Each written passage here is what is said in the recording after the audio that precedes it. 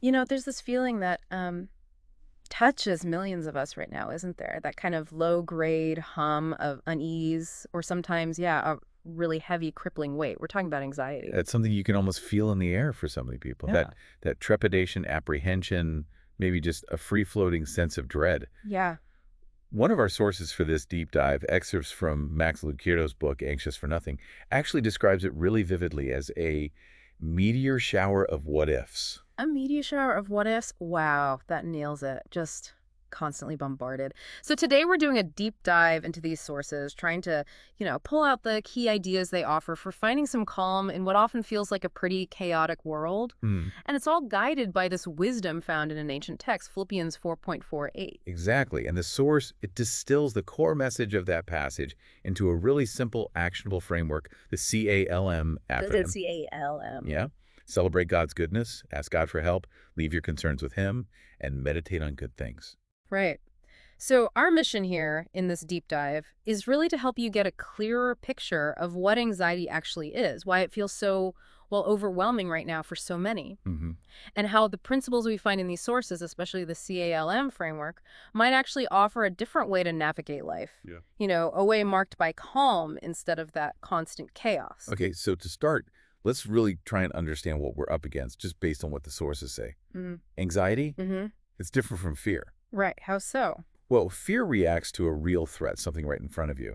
Anxiety, though, more about imagining threats. Fear might scream, get out. Yeah. Run. Exactly. Uh, But anxiety whispers, what if? What if this happens? Or what if that happens? Or that other thing? mhm. It's that feeling the source mentions of being out of breath because of the angst of life. Out of breath from angst. Yeah. Yeah. And it's clearly not just a few people feeling this way. The source really makes it clear that anxiety disorders are reaching epidemic proportions, Mhm. especially in the U.S. Oh, absolutely. It's the #1 mental health problem reported among women, and it's second only to substance abuse among men. Number one for women, second for men. That's significant.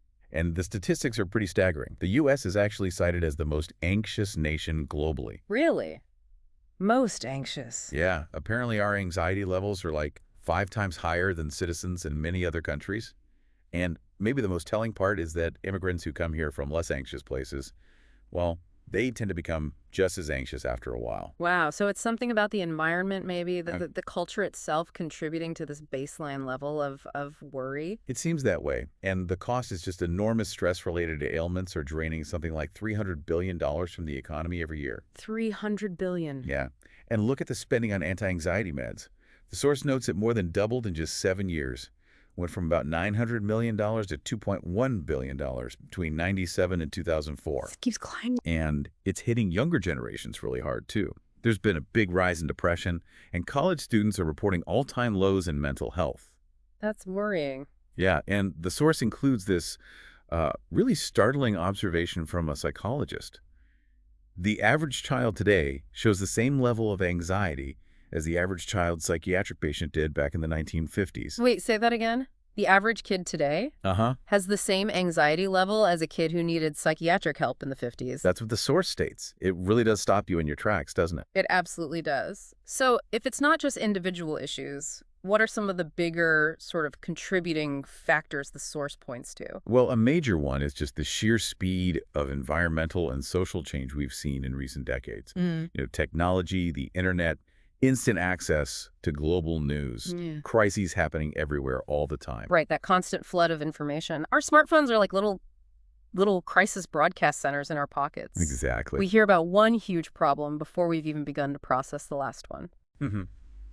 The pace of life just feels faster, more connected than ever. Yeah. It's really hard to turn down the brain sensors when you're constantly getting pinged and updated. Yeah, no kidding. And then on top of those big global or societal pressures, you've got the really personal stuff, right? Oh, definitely. Job loss, illness, divorce, addiction, bankruptcy, even just the challenges of getting older. Yeah. The source even shares a funny bit about an app being unkind about the author's age guess. All these things just feed into that out of breath feeling we were talking about. And it's right into this reality, this anxious landscape, Yeah. that the message of Philippians 4.67 is presented. It's offered up as this powerful alternative. A different path forward. Exactly. Which leads us right back to that C.A.L.M framework you mentioned. This is the structure the source pulls out of that passage, right? Yeah. As a way to actively fight back against anxiety. That's the idea. It's the four-step pathway. Hmm. Celebrate God's goodness. Okay. Ask God for help. Ask. Leave your concerns with him Yeah. and meditate on good things. Meditate. C.A.L.M. Yeah, this acronym, it's not just a nice little memory trick. It's presented as the core practical strategy. Okay, so let's dig into that first step then. C, celebrate God's goodness. The source ties this back to Paul's command in Philippians 4.4, rejoice in the Lord always. So how does focusing on God's goodness actually help when you're feeling anxious? Well, think about it. Anxiety often gets way worse when we feel like we're losing control, right? Oh, definitely. The source uses that really relatable example of being stuck in a traffic jam. Your control just evaporates. Yep. Heart rate goes up. Exactly. And your stress levels shoot up. Our natural instinct is to try and grab back total control, but the source points out, for control freaks, that's just a recipe for failure. Because we can't actually control everything. It's impossible. Precisely. So the biblical alternative isn't trying harder to control, it's relinquishing that desperate grip. It's about entrusting things to God. And this is where rejoicing in God's sovereignty comes in. Okay, sovereignty. What does that really mean, like, in practice when you're feeling that anxiety creeping in? It means recognizing deep down that God is ultimately in charge of the universe. He holds everything together. No human plan ultimately can succeed against his will. Okay. There are verses like Proverbs 21.3, Daniel 4.35, Hebrews 1.3. They all speak to this absolute authority. Lamentations 3 even asks, basically, who can make something happen if the Lord hasn't commanded it? It's kind of like that analogy the source uses about having a world-class orthopedic surgeon for a dad. Right. If you mess up your ankle badly, just knowing who your dad is, knowing his incredible skill, it makes it easier to trust him to fix it, right? Even if you have no clue how the surgery actually works, you trust him, his sovereignty over the situation. Exactly that. Mm. And the source gives this principle a name, the but God principle. What God? Yeah, like in Joseph's story, his brothers meant evil for him, but God intended it for good. Right, Genesis 50. Or even in the death of Christ, humans planned it one way, but God raised him from the dead. Mm. This idea that God can actually reroute intended evil for ultimate good, Yeah.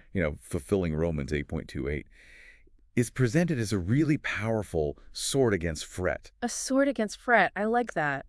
It's not saying bad things won't happen, obviously, No, not at all. but that God can somehow work through them for a greater purpose. Right. It's like looking at the back of a piece of intricate lace. Oh, yeah. It's just a messy jumble of threads, looks like chaos. Yeah. But then you flip it over, and the front is this beautiful, intentional pattern. We often only see the messy back of our lives, Yeah. But God's working on the beautiful pattern on the front. Think about Horatio Spafford. The hymn writer, it is well. That's the one. Yeah. He wrote, "It is well with my soul," right after losing all 4 of his daughters in a shipwreck. Unimaginable tragedy. I can't even fathom that.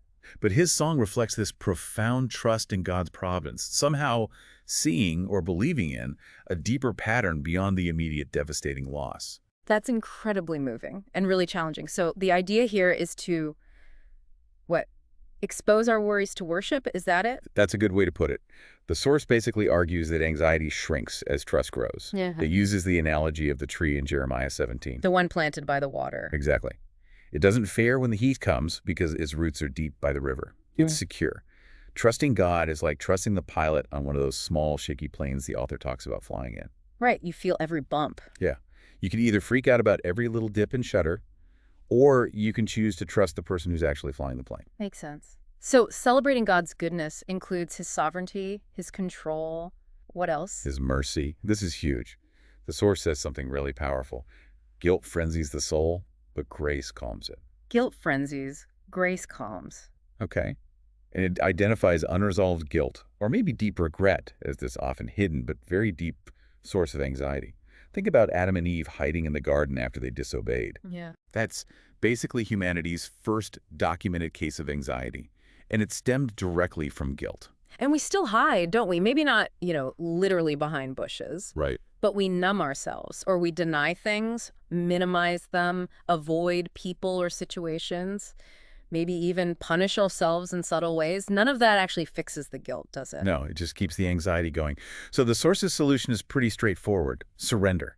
Surrender that guilt to Where Jesus. did it go? Yeah, it uses the Apostle Paul as a prime example. Here's a guy who is actively involved in persecuting Christians. Right, deeply involved. Yet he found peace, found righteousness, not by trying harder to be good, Yeah. but simply by believing in Christ.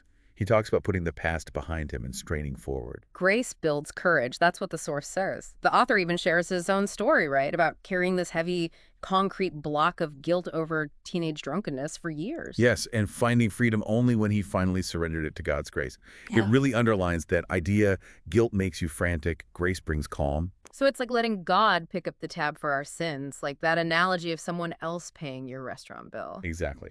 Jesus came, John 1:29 says, specifically to take away the sin of the world. The source suggests, maybe a bit boldly, that at the final judgment, when you're asked about your sin, you can just point to Jesus and say, he took it. Wow. That's grace in a nutshell. Yeah. Simple, but so profound. And there's that other analogy, too, the trapeze artists. Oh yeah, Henri Nouwen, reflecting on the Flying Rodleys. The flyer has to completely let go of the bar and trust the catcher. 100% trust. And the worst thing the flyer can do. Is try to catch the catcher themselves. It just doesn't work. Right. And God is the catcher. We're the flyers. We just have to trust his grip. The source is really emphatic. Your father has never dropped anyone, and he won't drop you. His grip is sturdy. Like 2 Timothy 4.18 says. Yeah. It's a powerful reminder that, the windshield is bigger than the rearview mirror for a reason. Your future with God matters way more than your past mistakes. Okay, so celebrating God's goodness covers his control, his sovereignty, and his forgiveness, his mercy. But what about when things are just, well, hard? When you're facing genuine setbacks, not just imagined worries. Yeah, that's crucial.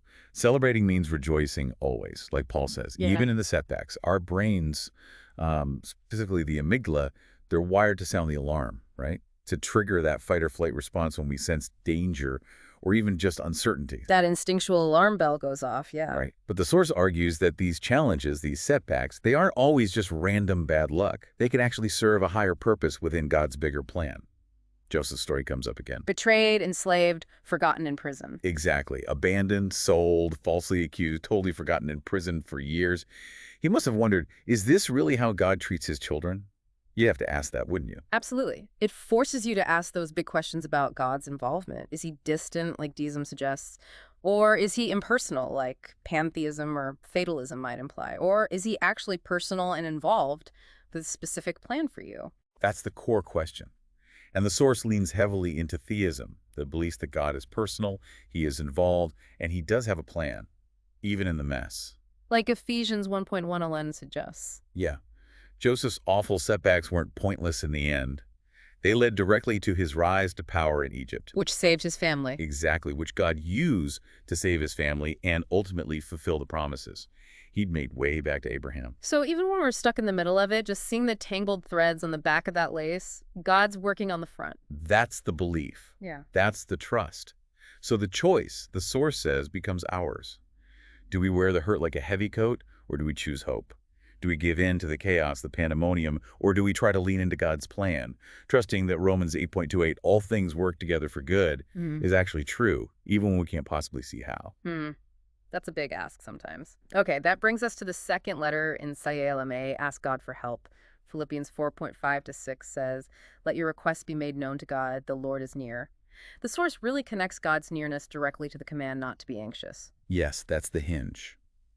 The core argument is that anxiety is, in a sense, needless because God is near, his presence changes everything, Okay. and his nearness is the foundation for asking. This section also introduces a really interesting concept, contagious calm. Contagious calm. I like the sound of that. Yeah, it comes from a Greek word, epiikes, that shows up in some translations of Philippians 4.5. Sometimes it's translated gentleness or forbearance. Okay. But the source describes it as being seasoned, mature, level-headed, steady. A kind of calm confidence that's actually evident to other people. It's the total opposite of overreacting or panicking when things get tense. So someone with this contagious calm, when they're in a stressful situation, they actually help others keep their composure, like it rubs off. Precisely. They become a living reminder that God is still in control, even when everything feels like it's falling apart. The source briefly mentions a historical moment, possibly involving Russian subs off Florida, suggesting how calm, steady leadership in that moment was absolutely crucial. That kind of composure under pressure is a powerful witness to God's presence. And the Bible is just full of God saying that, isn't it? Don't be afraid, I am with you. To Abraham, to Joshua, all through the Psalms, God is near as our next breath, the source says. And because he is near, and because he has infinite resources, we ask. The story of Jesus feeding the 5,000. Oh, yeah, great example. This perfect illustration, right? The disciples look at this huge crowd and they look at their tiny basket of food. 200 coins isn't nearly enough. Panic station. Total panic. But Jesus, he already knew exactly what he was going to do. He wasn't worried about the lack at all. He saw abundance where they saw scarcity. Exactly. So the lesson is, start with Jesus's wealth, his capability, not your own perceived lack. Look up in faith at his resources before you start lashing out in fear because of your limitations. And it's like that Bill Freystum story the source mentions. You haven't used all your strength until you tap into God's strength. That's very practical. Don't just stare at the problem. Look at who God is. And this leads directly to the action step. Prayer, not despair. Yes, Philippians 4.6. In everything by prayer and supplication with thanksgiving, let your requests be made known to God. Peace, the source really insists, happens when people pray. It's an action against anxiety. And it contrasts God with that unjust judge in the parable, right? Yeah, the persistent widow in Luke 18. That judge was reluctant, uncaring, annoyed. But God is absolutely not like that judge. The source emphasizes God loves the sound of your voice. He hears your prayers. He's eager to act for his children. So you're not like a helpless widow begging a grumpy official. You're a child of the king. Exactly. And because of that relationship, the source stresses the importance of being specific in your prayers, not just vague wishes. Like, help me out here. Right. More like, give us this day our daily bread, from the Lord's Prayer. That's specific. Or think about Abraham's servant praying for a very specific sign to identify Isaac's future wife. He asked for exactly what he needed to see. And God answered. God is moved, the source says, by sincere, specific requests. Tell him exactly what you need. The author talks about how he starts his day by casting specific concerns for that day onto God. Which brings up that idea of casting your anxiety on him from 1 Peter 5.7. Yes, and it's described as this intentional act of relocation. It's not passive wishing, it's a deliberate transfer. Like the disciples throwing their cloaks onto the colt's back for Jesus to ride. Okay, yeah. You're purposefully shifting the weight. Or the algebra teacher analogy the source uses. Yeah. You don't understand the complex problem, but you hand it over to the teacher who does understand and can solve it. You entrust the problem to the one who is capable. Got it. Okay, so celebrate, ask. Now, L, leave your concerns with him. This step in Philippians 4.6 is tied up with thanksgiving. And the source gives this really evocative name to the problem this step addresses. The widest river in the world, if only. Living on the banks of the if-only river, that means your happiness is always just over there. It's conditional. If only I were thinner. If only I had more money. If only the situation would change. Always one step away from contentment. Exactly. And the source argues that living one if only away is just a setup for predictable anxiety and disappointment. It fuels this stressful, often debt-ridden, completely unwinnable race for more. Yeah, because even if you get the if-only thing... The joy is often short-lived, right? Yeah. And then you just find a new if-only to chase.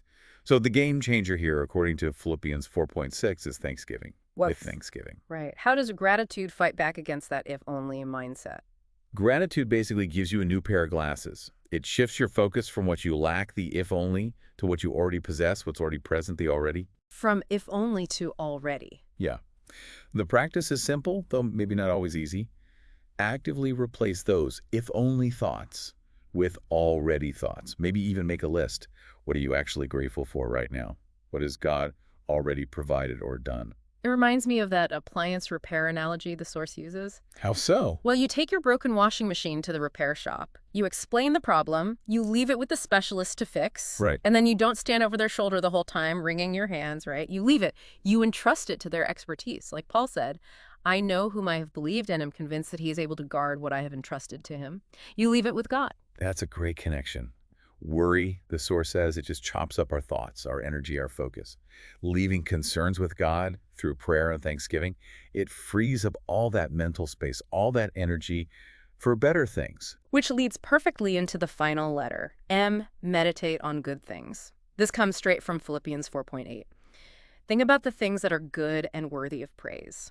And the source makes this crucial point. Sometimes your problem isn't the problem itself, Right.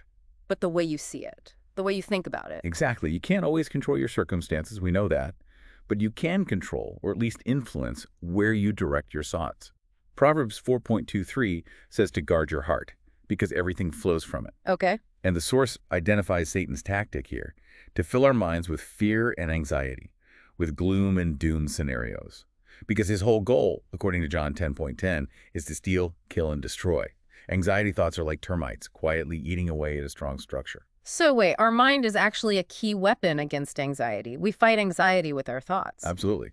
And Philippians 4.8 gives us the battle plan.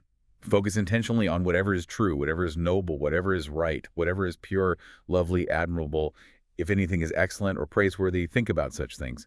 Actively direct your thoughts there. The source uses that example of getting an unexpected call from the doctor after a test, right? Yeah. You have a choice. You could immediately spiral down that destructive anxiety path. Oh no, this is bad. I'm in trouble. Why me? This always happens. We've all been there. Or you could choose a different path, the grounding path based on truth. Okay, God is sovereign. He is near. I can cast this specific concern on him. I will deal with the facts when I have them. Anxiety, Proverbs 12.25 says, weighs down the heart. But healthy thinking rooted in truth and goodness, lifts it up. The author shares his own personal practice, calling it lassoing thoughts. Lassoing thoughts. Yeah, when he was anxious about caring for his aging father-in-law, he would actively stop the anxious thoughts and deliberately list blessings. Like Psalm 103 says, forget not all his benefits. Yeah. He didn't just try vague positive thinking. He listed specific, true examples of God's provision and help that were already happening. So it's not just wishful thinking. It's grounding your mind in verifiable truths, in actual blessings you can name. Exactly. We're called to take every thought captive, make it obedient to Christ, like 2 Corinthians 10.5 says. And Ephesians 6 talks about fastening the belt of truth around our waist. So a practical first step is to discern, is this worry based on reality or is it just a what if? Don't get lost in the hypotheticals. Right. If it is a real problem, okay, acknowledge that, but then actively list other truths that are also real and good in your life. Healing, the source insists, requires choosing healthy thinking patterns. And this meditation step also connects to the idea of clinging to Christ or abiding, doesn't it? Jesus' whole vine and branch analogy from John 15. Yes, absolutely. Abiding is presented as this oasis you can retreat to when you feel weary from the struggle against anxiety. The secret to bearing fruit like the fruit of peace, this source argues, is actually less about trying harder to do stuff and more about simply abiding.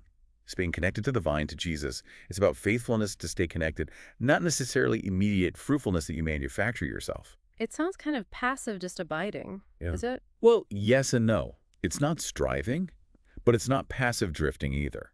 Abiding is described as lingering close, never leaving the source of life, constantly receiving everything you need 24/7. But it involves active choices. Like what? Like actively fixing your thoughts on truth, like we just talked about from Philippians 4.8, like deliberately letting Christ's words dwell richly within you, as Colossians 3.16 says, like knowing the truth that sets you free from John 8. So it's an active resting, an active trusting. That's a good way to put it. The story of Amber Brantley, whose husband Kent got Ebola. Oh, I remember that. Terrifying time. Yeah, and while she was waiting for news, just overwhelmed, she apparently couldn't even form her own prayer sometimes. But she clung to the lyrics of hymns she knew, like, great is thy faithfulness. She used those pre-written truths to anchor her mind, to abide in Christ when her own words failed her. Wow. Using truth as an anchor. Exactly. Anchoring yourself in him, especially when your own strengths, your own thoughts, just feel inadequate. And really, the C.A.L.M steps we've gone through, celebrating, asking, leaving, meditating, they all flow naturally from this place of abiding, of staying connected to Christ. It all comes back to that connection. Yeah. The author shares his own resolve, something like, live today, just focus on today. Don't get stuck reliving yesterday's regrets. Don't borrow trouble worrying about tomorrow. Face today with today's strength. Dance to today's music. Celebrate today's opportunities. Laugh, listen, learn, love today. Okay, so putting it all together then, the C.A.L.M framework, it's not just some, theoretical concept. It's presented as a really practical daily guide, and it's all rooted deeply in biblical truth. Yeah, the idea is that a life anxious for nothing actually becomes possible, not because all your problems magically disappear. Right, that's not promised. No, but because your anchor is firmly set in God's sovereignty, because you know you're covered by his mercy, you're assured of his nearness, you're intentionally entrusting your concerns to him, and you're actively, deliberately directing your thoughts toward truth and goodness. That makes sense. The source ends with that really simple but powerful story, doesn't it? About the little boy Noah drew. Oh yeah, the 2-year-old who fell out of a moving car. Terrifying. And later he just says, "Mama, Jesus catched me." Jesus catch me. It's just, it's such a beautiful, simple picture of trust, isn't it? A child's illustration of God's protection, his presence, even in those moments of shock and potential harm. It echoes Isaiah 43:2. When you pass through the waters, I will be with you. Even in the storm, he's there. Exactly. You're not alone, and his grip is sure. So thinking about everything we've explored today, casting concerns, abiding in Christ, trying to step away from that if-only river, what's maybe one small step you, the listener, could take today, like right now, to replace just one anxious what-if thought with a grateful already? That really is the challenge, isn't it? Because God's will for you, according to these sources, it's definitely not a life defined by that perpetual dread, that breath-stealing angst. Yeah, this deep dive into Anxious for Nothing in Philippians 4, it really does offer some profound insights, some practical tools for trading that anxiety for peace through a relationship with God. So maybe consider that if-only river in your own life. What specific belief about God's sufficiency, maybe? His sovereignty, his mercy, his nearness, his power. What belief could empower you just a little bit to step away from its banks today and find some peace in what you already have through him? Something to reflect on. We hope you'll do that.